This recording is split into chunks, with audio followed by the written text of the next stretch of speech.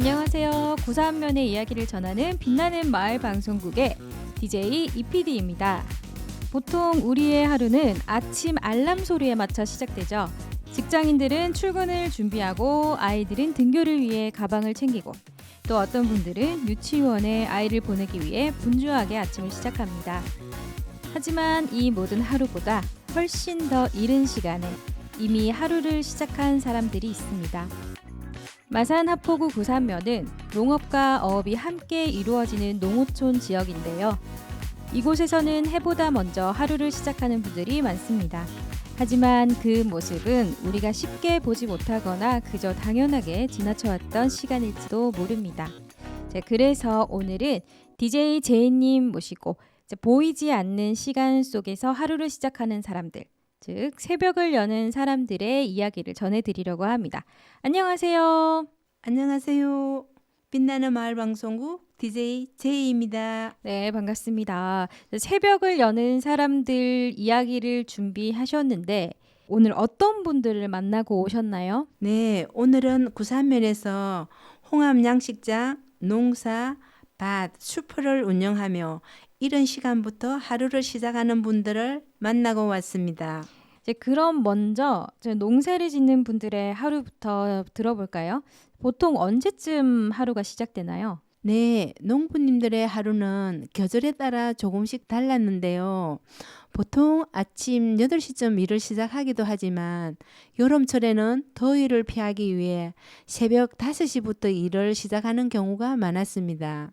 공통적으로 시원할 때 해야 일을 할 수 있다는 이유였는데요. 해가 뜨고 나면 작업 자체가 힘들어지기 때문이라고 합니다. 네. 새벽 5시부터 일을 시작하신다는 거는 몇 시에 일어나셔서 일을 하신다는 건지 조금 놀라운데 그럼 요즘 같은 시기에는 어떤 작업을 하고 계시던가요? 예, 지금은 본격적인 농사철을 앞둔 준비 작업이 한창이었습니다. 밭에서는 비료와 퇴비를 뿌리고 트랙터로 정비를 마친 뒤 고추 모종과 상추, 열무, 들깨, 파 등을 심기 위해 준비 중이고요. 논에서는 모짜리 작업을 시작하는 중입니다. 또 지난해에 심어둔 마늘과 양파는 올해 수확을 앞두고 있는 상태였습니다. 그렇군요. 모짜리 작업이 뭔가요? 논농사의 시작이 네. 예전에는 모든 게 수작업이었는데 지금은 기계로 모내기를 하니까 모 상자에 씨앗을 넣어서 그걸 키워가지고 나중에 4월 말 정도에 기계로 모내기를 합니다. 저는 원래 이렇게 자라 있는 거를 이렇게 심는 건 줄 알았거든요. 네. 그런데 지금 여기에는 씨를 넣어가지고 그걸 키운 다음에 그걸 다시 논에 깔고 그러고 나서 또 클 때까지 또 그동안에도 작업이 많겠네요. 네. 날씨 음. 상황을 봐가면서 모가 제대로 자라기 위해서는 중간 날씨가 기온이 떨어지면 네. 그 모가 자라지를 못하면 냉해를 입으면 네네. 농사를 망치거든요. 아. 그렇기 때문에 그 햇볕과 이제 온도를 조절을 잘 해야 됩니다. 예. 햇빛과 온도 조절을.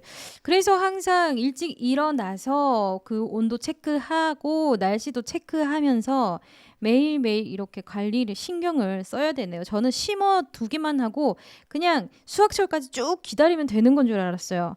그래서 뭐 그 앞과 끝에만 조금 바쁘지 그 중간은 바쁘지 않겠다 이런 생각을 했는데 이 농촌에 사는 저지만 제가 너무 몰랐네요. 예. 그 정말 일이 끊이지 않는 것 같은데 이분들 그 가장 바쁜 시기는 언제라고 하시던가요?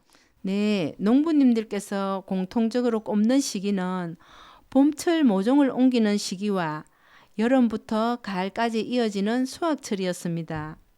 특히 고추는 수확 이후에도 꼭지를 따고 씻고 말리고 고춧가루 만드는 과정까지 이어지기 때문에 손이 많이 가는 작업이라고 합니다. 손이 정말 많이 가요. 저도 한번 해봤는데 이게 와 장난 아니었어요.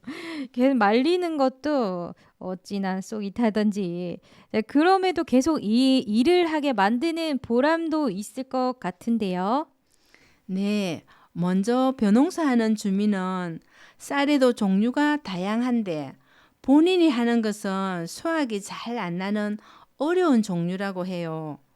그런데 수확이 많이 나면 너무 기쁘고 보람 있다고 하셨고 밭을 일구는 주민은 수확한 작물을 가족이나 이웃과 나누어 먹고 맛있다는 말을 들을 때 새벽에 일어나 고생한 보람이 있구나 하시며 보람을 느꼈다고 하셨습니다. 네, 좋습니다. 자, 그럼 이번에는 바다 이야기를 들어보겠습니다. 자, 홍합 양식장인데요. 이곳은 하루가 언제 시작되나요?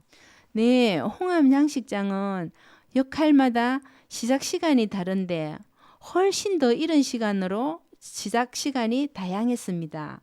새벽 1시에 작업을 시작해 오후까지 이어지는 긴 하루를 보내는 분도 계시고 새벽 3시 30분에 시작하는 분도 계셨고 5시 30분에 시작하는 분도 계셨고 제일 빠른 분은 밤 12시부터 일을 시작하기도 했습니다. 이분들 정말 밤낮이 바뀐 생활을 하시네요. 잠은 어떻게 주무시나요? 예, 새 시즌에 일을 시작하시는 분들은 대부분 저녁 8시 전에 잠들어 자정무렵 다시 일어나는 생활을 하고 있었고요. 그보다 늦게 나가시는 분도 밤 10시, 늦어도 11시에는 주무신다고 하셨습니다. 그 시간이 되면 늦게 잠들고 싶어도 눈이 저절로 감긴다고 하시더라고요.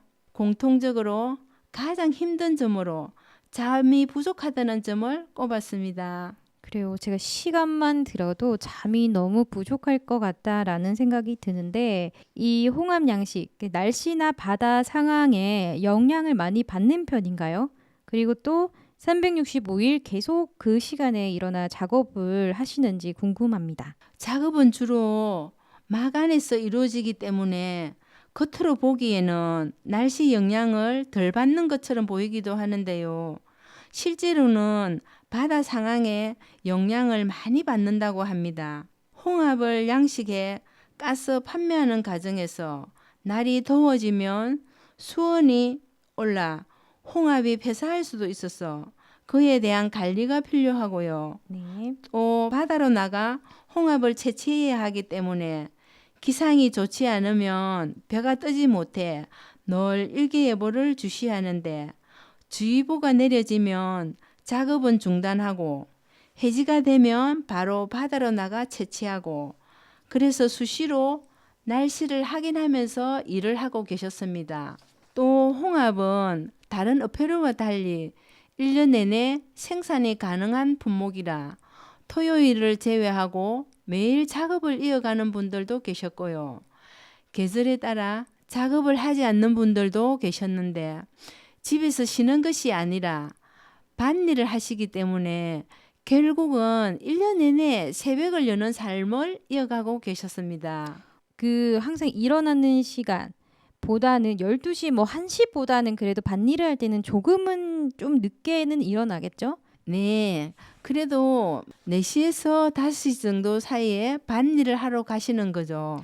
네, 정말 이분들이 새삼 대단하다고 느껴지는데 계속 이 일을 이어가는 이유가 있을까요? 네, 가장 현실적인 이유였습니다. 먹고 살기 위해서라는 말과 함께 오랜 시간 이어온 생활이기 때문에 이미 몸이 그 시간에 익숙해졌다는 이야기도 들을 수 있었습니다. 이제 부모님으로부터 이 일을 물려받아서 계속 일을 해온 거니까 한마디로 먹고 살기 위해서 이게 중요하죠. 여기서 잠깐 구산면 수정마을이 홍합 양식 1번지잖아요. 홍합 작업은 어떤 과정으로 이루어지는지 짧게 들어볼 수 있을까요? 네, 간략하게 말씀드리면 정패를 받아서 키운 뒤 여러 번 옮겨 심어 성장시키고 약 6개월에서 7개월 이후에 출하하게 됩니다. 막에서는 홍합 껍질 분리하는 작업을 하고 밖에서는 껍질째 판매할 수 있는 세척 작업과 바다로 나가 홍합 채취 작업을 진행합니다. 네, 새벽부터 오후까지 이 일만의 특징이 있다면 무엇일까요? 새벽 바다의 풍경을 이야기해 주셨는데요. 아무 소리도 없이 고요한 바다 위 어둠 속에서 하루를 시작하는 시간이 이 일만의 특별한 순간이라고 하셨습니다. 또 이제는 그 시간에 일어나지 않으면 오히려 몸이 찌뿌둥해 더 불편하다고 하셨습니다. 일을 하신 지 얼마나 되셨을까요? 오래 하신 분은 50년 넘게 하셨고 네. 최근에 또 시작하신 분은 10년 정도 하신 분도 계십니다. 그래요. 그러면은 최대 55년, 최소 10년 정도 이 새벽에 일어나는 삶을 이어가고 계신데 또 한 번 전 또 대단하다고 생각이 듭니다. 자, 마지막으로 마을 슈퍼 이야기 들어보겠습니다. 이곳도 하루가 빠르게 시작되나요? 네, 이곳은 예전부터 있던 슈퍼를 90년도 9월부터 이어받으신 분인데 구산면 내에서는 이 가게 이름만 얘기해도 모르는 사람이 없을 정도로 유명한 곳이라고 합니다.